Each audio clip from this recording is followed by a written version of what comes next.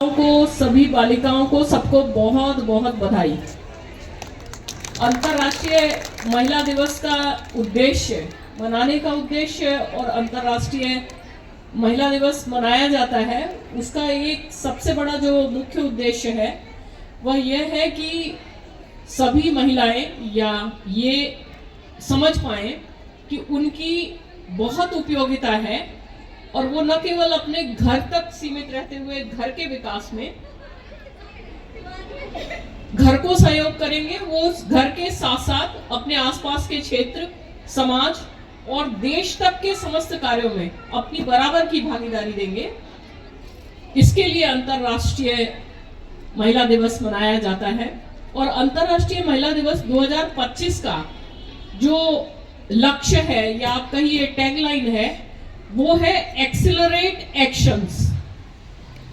महिलाएं बहुत सारी बातों को सोचती हैं, बहुत सारी बातों को करने का अपने मन में विचार रखती हैं कि काश हम ऐसा करें, हमको ऐसा करना चाहिए, लेकिन इतने सारे करने से पहले इतनी बातें सोचने लगती हैं कि अगर हम ऐसा करेंगे तो ऐसा हो जाएगा, ऐसा करेंगे तो पेरेंट्स को नहीं अच्छा लगेगा, या हमारी इच्छाओं को पूरा करने के लिए पेरेंट्स सक्षम नहीं है, या हम समाज में जाएंगे तो ऐसा होगा।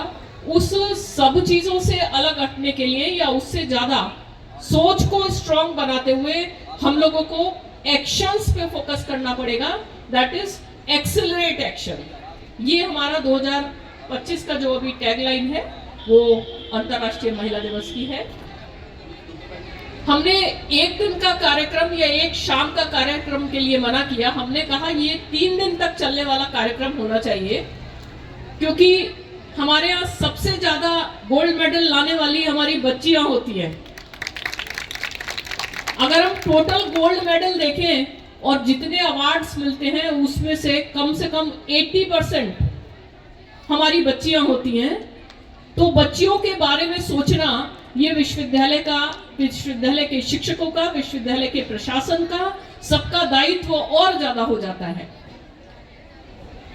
और धीरे धीरे कुछ मेरे बच्चे भी खड़े हुए हैं, लेकिन एक बात मैं आपको कहना चाहूंगी कि अभी जो योजनाएं महिलाओं के लिए बन रही हैं, एक समय ऐसा आएगा कि सारी योजनाएं पुरुषों के लिए बनेंगी, क्योंकि हम सारी योजनाओं पर अपना कब्जा जमा चुके होंगे, हर क्षेत्र में आगे आ चुके होंगे। हमारे बहुत सारे सपने होते हैं। जब हम यूनिवर्सिटी में कदम रखते हैं तो कोई टीचर बनने का सपना देखता है, कोई आईएएस बनने का सपना देखता है, कोई सोचता है हम पीसीएस बनेंगे, कुछ अपनी एनजीओ सर्विस शुरू करना चाहते हैं, कुछ बिजनेस करना चाहते हैं। पर 2 चीजें बहुत इंपॉर्टेंट है। एक तो आपकी सामाजिक परिस्थिति होती है जिससे हमको लगता है कि हम ये नहीं कर पाएंगे। दूसरी चीज होती है लैक ऑफ नॉलेज। हमको सही बात का ज्ञान नहीं होता है।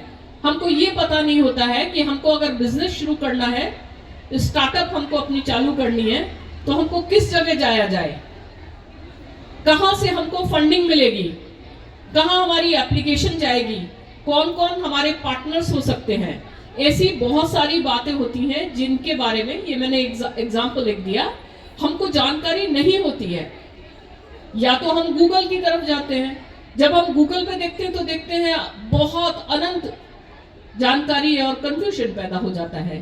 तो उसके लिए सबसे ज्यादा जरूरी है कि हर व्यक्ति को या हर बच्चे को अपने शिक्षकों के संपर्क में रहना चाहिए, और जितना ज्यादा आप अपने शिक्षकों से शेयर करेंगे, अपनी आवश्यकताओं को बताएंगे कि सर हमको इस चीज की आवश्यकता है, या मैडम हमको ये समझ में नहीं आ रहा है, तो आपको एक तरफ पर्सनल काउंसलिंग मिलेगी और दूसरी तरफ आपको विश्वविद्यालय प्रशासन को आप अपने माध्यम से ये निर्देश दे सकते हैं कि हमारे लिए इस प्रकार के कार्यक्रमों का आयोजन कराया जाए। तो ये सब जिम्मेदारी उन सभी छात्रों की है या छात्राओं की है जिनको कुछ करना है, और उनको ऐसा लगता है कि हमारे विश्वविद्यालय में इस प्रकार की आवश्यकताओं को पूर्ति के लिए भी कुछ कार्यक्रम होना चाहिए, और उसमें जो लोग आवश्यक रूप से भाग लेना चाहते हैं, करना चाहते हैं, उनको पूरा सहयोग मिले और वो आगे बढ़े। आज का जो आयोजन है, हमारा विनीता मैडम और रावत साहब के साथ लगातार चर्चा होती रहती है।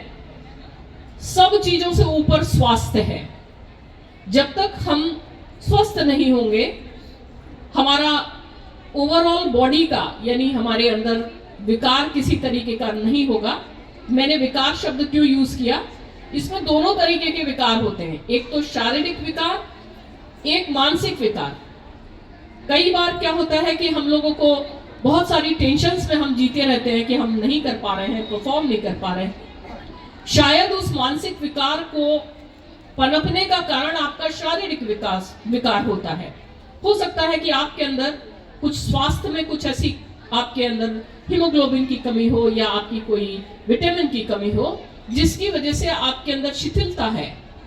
तो सबसे पहले आपको ये आरोग्य केंद्र विश्वविद्यालय का इसलिए बनाया गया है क्योंकि आपको किसी भी प्रकार की अगर परेशानी महसूस होती है, किसी प्रकार का शारीरिक विकार, मानसिक विकार या कोई और आपके मन में ऐसी बातें हैं, काउंसलिंग की आवश्यकता है, तो आकर आप यहाँ चिकित्सकों को बता सकते हैं और आप लोगों के रिक्वायरमेंट के हिसाब से यहाँ पर अन्य चिकित्सकों की व्यवस्था भी की जा सकती है। पिछली बार जो आरोग्य केंद्र लगा था उसमें एक दंत चिकित्सक भी आए थे। इसी प्रकार से हम बहुत सारे अलग अलग प्रकार के चिकित्सकों को भी विशेष शिविर लगाकर आपकी आवश्यकता अनुसार बुला सकते हैं। पर सभी महिलाओं को सबसे पहले अपना स्वास्थ्य का ध्यान रखना चाहिए। और आयुर्वेद की सौम्या जी बैठी हुई हैं, बहुत अच्छी बात डॉक्टर सौम्या ने कहा कि हम सभी लोगों को अपने लिए कुछ समय अवश्य निकालना चाहिए और ये कोशिश करना चाहिए कि हम आयुर्वेद के माध्यम से, क्योंकि ये हमारा पुराना इंडियन नॉलेज सिस्टम का पार्ट है और महर्षि चरक और महर्षि सुश्रुत जो बड़ी बड़ी किताबें लिखकर गए हैं, और हमारा योगा जो कि हमारे वेदों की हमारी ताकत है, सनातन धर्म की ताकत है, उन सबको मिलाते हुए हमको अपने शरीर में कोशिश ये करनी चाहिए कि हम कम से कम डॉक्टर साहब, राघव साहब के पास हमें आने की आवश्यकता पड़े। पर वो तभी बात हो सकती है कि जब आप अपने बारे में स्वयं सोचें। सब बच्चे बहुत अपने अपने जो भी आप लोगों का रिकॉर्ड आता है, आपकी जो एनालिसिस की रिपोर्ट आती है, ब्लड की रिपोर्ट आती है, उन सबको आप डॉक्टर साहब के साथ में आपस में चर्चा कर सकते हैं क्या ये उचित है या उसके लिए हम क्या सप्लीमेंट लें। और उसके लिए भी आपके पास डाबर और SBL दो कंपनियां यहाँ बैठी हुई हैं, उन सप्लीमेंट्स को आपको प्रोवाइड कर सकते हैं। आप सब बहुत स्वस्थ रहें, खुश रहें, मानसिक रूप से स्वस्थ रहें और ऊंचे से ऊंचा अपने बारे में सोचें और अपने समाज के बारे में सोचें, अपने राष्ट्र के बारे में सोचें। तभी हम सब मिलकर एक खुशहाल भारत, हंसता हुआ भारत, विकसित भारत बना सकते हैं। और उसमें जिम्मेदारी जितनी मेरी है उतनी जिम्मेदारी आपकी है। हमारे विश्वविद्यालय का वातावरण जिस प्रकार से हम सब आज छत के नीचे, पूरा कोई AC हॉल नहीं है, बट बहुत कंफर्टेबली और बहुत खुशनुमा माहौल में यहाँ बाहर बैठे हैं।